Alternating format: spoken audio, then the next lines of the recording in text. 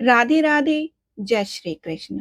आज आप सुनेंगे हेरम संकष्टी चतुर्थी व्रत कथा, साथ ही जानेंगे इसकी संपूर्ण पूजा विधि। भादव माह के कृष्ण पक्ष की चतुर्थी को हेरम संकष्टी के रूप में मनाया जाता है।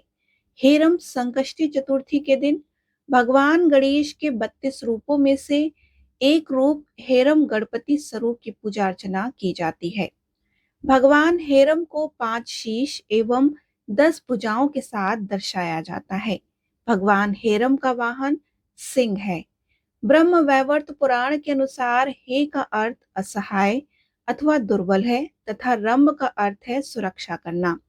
अतः हेरम का अर्थ है असहाय एवं निर्बलों की रक्षा करना। विद्वानों द्वारा कठिन संकटों के निवारण हेतु हेरम गणपति की आराधना का सुझाव दिया जाता है। आइए हेरम संकष्टी चतुर्थी के दिन आज आप सुनेंगे हेरम संकष्टी चतुर्थी व्रत कथा, राजा नल एवं दमयंती की कथा।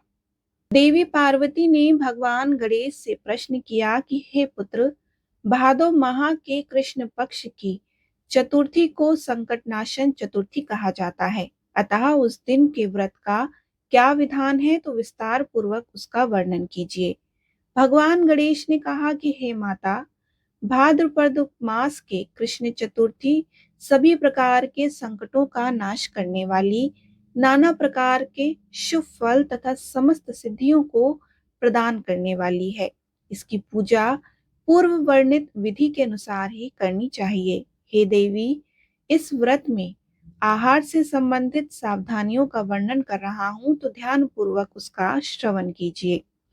भगवान श्री कृष्ण कहते हैं कि हे युधिष्ठिर, आपने प्रिय पुत्र के वचनों को सुनकर माता पार्वती ने कहा कि इस व्रत में जो विशेष प्रकार का आहार एवं पूजन किया जाता है उसे विस्तार पूर्वक कहें।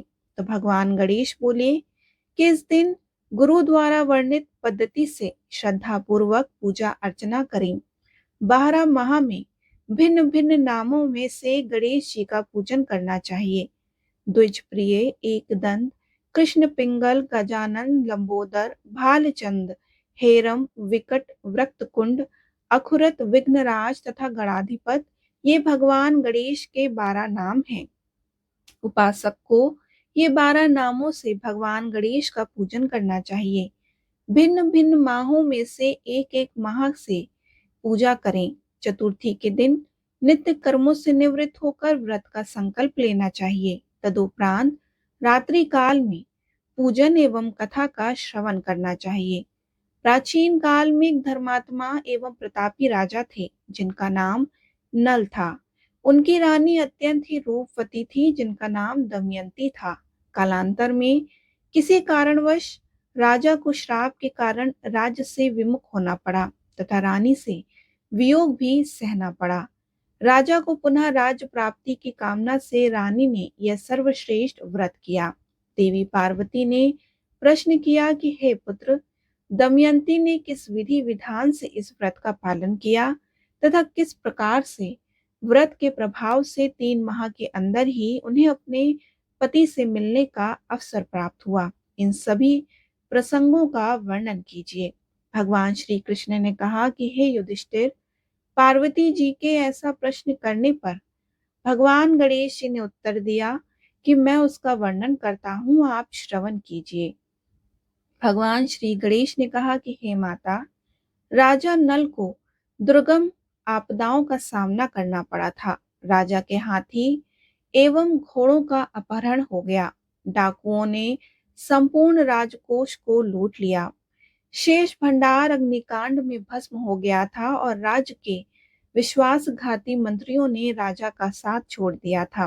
राजा जुए में अपना सर्वस्व हार गए थे और उनकी राजधानी भी उनके अधिकार में नहीं रह पाई थी। विपरीत परिस्थितियों से घिरे होने के कारण राजा नल निराश होकर वन में चले गए। वनवास के समय उन्हें एवं उनकी धर्म पत्नी दमयंती को नाना प्रकार के कष्ट सहने पड़े। जीवन यापन करने हेतु राजा को किसी नगर में घोड़ों की देखभाल करने का कार्य करना पड़ा। रानी किसी नगर में निवास करने लगी तथा राजकुमार भी कहीं सेवा आदि कार्य करने लगे। परिस्थितियां तो इतनी कठोर हो गई थी कि इन तीनों को भिक्षाटन करना पड़ा तथा वे नाना प्रकार के रोगों से ग्रस्त हो गए। एक समय रानी दमयंती वन में भटक रही थी कि उन्हें महर्षि शरभंग के दर्शन हुए। रानी ने ऋषि के चरणों में नमन करते हुए पूछा कि हे मुनिश्रेष्ठ, अपने पति से यह मेरा वियोग कब समाप्त होगा? मुझे मेरा राज्य एवं वैभव पुनः कैसे प्राप्त होगा? मेरा भाग्य कब जागृत होगा? हे मुनिवर, कृपया मेरी समस्याओं का समाधान प्रदान कीजिए। दमयंती का प्रश्न सुनकर शरभंग मुनि ने कहा कि हे दमयंती, मैं तुम्हें कल्याण का मार्ग बतलाता हूँ, तो ध्यान पूर्वक उसका श्रवण करो। भादव माह के कृष्ण पक्ष की चतुर्थी को संकटानाशन चतुर्थी के रूप में वर्णित किया गया है। इस दिन नर नारियों को हेरम गणपति की पूजा अर्चना करनी चाहिए। हे रानी, इस व्रत को पूर्ण विधि विधान से करने से तुम्हारी समस्त मनोकामनाओं की पूर्ति होगी। निश्चय ही 3 माह में तुम्हारा पति से मिलन होगा।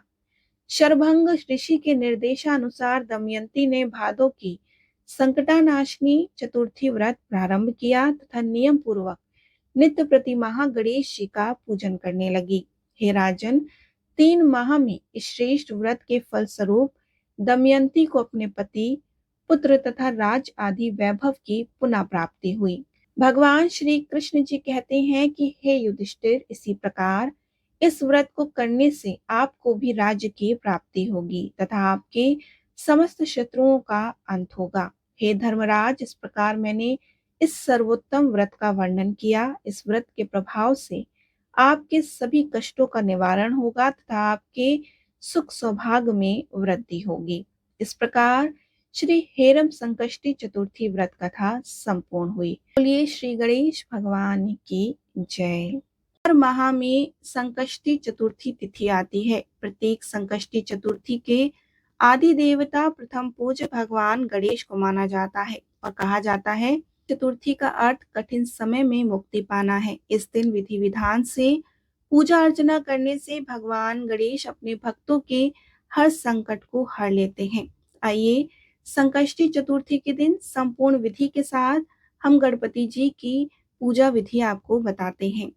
सबसे पहले आपको सारी पूजा सामग्री पहले से ही तैयार कर लेनी है। संकष्टी चतुर्थी के दिन आप प्रातःकाल सूर्योदय से पहले उठ जाएं। व्रत करने वाले लोग सबसे पहले नित्य कर्मों से निवृत्त होकर स्नान करें। इसके बाद साफ और धुले हुए कपड़े पहन लें। सूर्य देव को जल से अर्घ दें और व्रत का संकल्प लें। इसके बाद पूरे दिन का व्रत धारण करें और संध्या के समय गणपति की पूजा की शुरुआत करें। पूजा के लिए सभी सामग्री एकत्रित कर लें।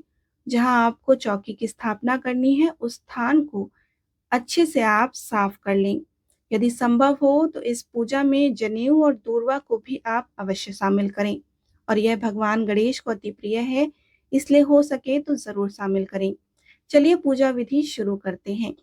सबसे पहले साफ किए गए स्थान पर चौकी स्थापित करें और इस पर लाल वस्त्र बिछाएं। कलश से फूल की सहायता से थोड़ा सा जल लेकर इस चौकी पर छिड़कें। अब इस चौकी के दाएं तरफ अर्थात आपकी बाईं तरफ एक दीपक को प्रज्वलित करें। अब गणपति जी के आसन के रूप में चौकी पर थोड़ा सा अक्षत डालें और यहाँ पर गणपति जी को विराजित करें। अब भगवान जी पर फूल की सहायता से गंगा जल छिड़क कर उन्हें स्नान कराएं। गणपति जी की मूर्ति को फूलों से अच्छी तरह से आप सजा लें और भगवान गणेश को हल्दी, कुमकुम, अक्षत, चंदन आदि से तिलक करें और स्वयं को भी चंदन का तिलक लगाएं। इसके बाद वस्त्र के रूप में गणेश जी को मौली अर्पित करें और चौकी पर धूप दीप जलाएं और भगवान गणपति जी को तिल के लड्डू, फल और नारियल आदि का भोग लगाएं। भगवान के समक्ष क्षमता अनुसार दक्षिणा रखें और संकष्टी व्रत कथा का पाठ करें। इसके बाद गणेश जी की आरती करें और आरती करने के बाद रात्रि में चांद निकलने पर चंद्रदेव को पंचोपचार से पूजा करें और एक कलश में जल और दूध के मिश्रण से चंद्रमा को अर्घ दें। इस तरह आपकी पूजा संपन्न होती है। पूजा समाप्त होने के बाद सब में प्रसाद बांटें और खुद भी प्रसाद ग्रहण करें। इस व्रत का पारण रात्रि में चंद्र दर्शन के बाद किया जाता है। जब चंद्रमा दिखाई दे तब शुद्ध जल, पुष्प, अक्षत के साथ चंद्रमा को अर्घ दें। चंद्रमा को निहारें और प्रार्थना करें कि जीवन के सारे कष्ट दूर हों और सुख शांति बनी रहे। इसके बाद व्रती फलाहार या फिर साधारण सात्विक भोजन कर सकता है। हर माह में एक बार संकष्टी चतुर्थी का व्रत रखना अत्यंत ही फलदायी होता है। आइए हम बताते हैं कि इस शुभ तिथि पर किए गए व्रत और पूजन से आपको कौन-कौन से लाभ की प्राप्ति हो सकती है। संकष्टी चतुर्थी पर पूरी श्रद्धा से किया गया व्रत और अनुष्ठान आपकी संतान को सभी विषम परिस्थितियों से बचाता है। माताएं विशेषकर इस दिन अपनी संतान की सुरक्षा और लंबी उम्र के लिए व्रत रखती हैं और उनके व्रत के संपन्न होकर भगवान गणेश उनकी इस मनोकामना को अवश्य पूर्ण करते हैं। यदि आप भी अपनी संतान के लिए हर माह व्रत रखना चाहती हैं, तो इस व्रत का पालन आप अवश्य कर सकती हैं। संकष्टी का शाब्दिक अर्थ होता है सभी संकटों से मुक्ति पाना। संकष्टी चतुर्थी के दिन व्रत करने से मिलने वाला विशेष लाभ है कि दैनिक जीवन में ऐसे कई कार्य होते हैं जहां आपको अड़चनों का सामना करना पड़ता है और अंत में वे कार्य नहीं बन पाते। तो संकष्टी चतुर्थी के व्रत के प्रभाव से सभी तरह की बाधाओं और अड़चनों से मुक्ति मिलती है और इस दिन पूरे समर्पण के साथ व्रत रखने से प्रथम पूज्य भगवान श्री गणेश अपने भक्तों की सभी कष्टों को हर कर उनके जीवन को आसान बनाते हैं। संकष्टी चतुर्थी पर किए गए व्रत से व्रती के सभी परिजनों पर गणपति जी की कृपा बरसती है। इस दिन विधि पूर्वक पूजा से संपूर्ण कुटुंब को सुखी जीवन का आशीर्वाद लाभ के रूप में मिलता है। इस तिथि पर किया गया व्रत बहुत ही प्रभावशाली होता है। यदि घर में कोई एक सदस्य भी इस व्रत का पालन करे तो उस घर में सभी नकारात्मक ऊर्जाओं का नाश होता है और परिवार में सुख समृद्धि का वास होता है। संकष्टी चतुर्थी का व्रत और पूजन करने से मनुष्य की कई दुर्लभ इच्छाओं की भी पूर्ति होती है। मंगल मूर्ति भगवान गणेश बहुत दयालु हैं और वे संकष्टी चतुर्थी पर व्रत करने वाले अपने भक्तों की हर मनोकामना को पूर्ण करते हैं। इस दिन पूरी आस्था से गणपति जी का ध्यान करना बहुत लाभदायक होता है। इसीलिए आप भी अपनी मनोकामना की पूर्ति के लिए इस शुभ तिथि पर सच्चे मन से व्रत अवश्य करें। देखिए, संकष्टी चतुर्थी की तिथि भगवान गणेश को समर्पित होती है। गणेश जी को बुद्धि का दाता भी माना जाता है। इस दिन गणेश जी के मंत्रों का उच्चारण करने से मनुष्य को ध्यान केंद्रित करने में मदद मिलती है। इस दिन व्रत करने के साथ साथ आप मन लगाकर किसी भी परीक्षा या प्रतियोगिता की तैयारी करें, आपको लाभ जरूर होगा। इस दिन आप गणेश जी को तुलसी और केतकी के फूल अर्पित ना करें। व्यवसाय संबंधी कार्य इस दिन नहीं करने चाहिए। माता पिता और बड़ों का अनादर ना करें। चंद्रदेव के दर्शन और पूजा के बिना व्रत नहीं खोलना चाहिए। सदाचार और ब्रह्मचर्य का पालन करें। तामसिक भोजन से परहेज करें। संकष्टी चतुर्थी के व्रत करने से परिवार में सुख शांति आती है, मान सम्मान बढ़ता है, आपकी जो भी इच्छा होती है वो पूर्ण होती है, नौकरी में पदोन्नति होती है, जीवन की हर परेशानियों से भगवान गणेश आपको पार लगाते हैं। संकष्टी चतुर्थी के दिन आप भगवान गणेश का स्मरण अवश्य करें, उनके व्रत अवश्य रखें। भगवान गणेश आपकी हर मनोकामना पूर्ण करें। बोलिए गणेश भगवान की जय।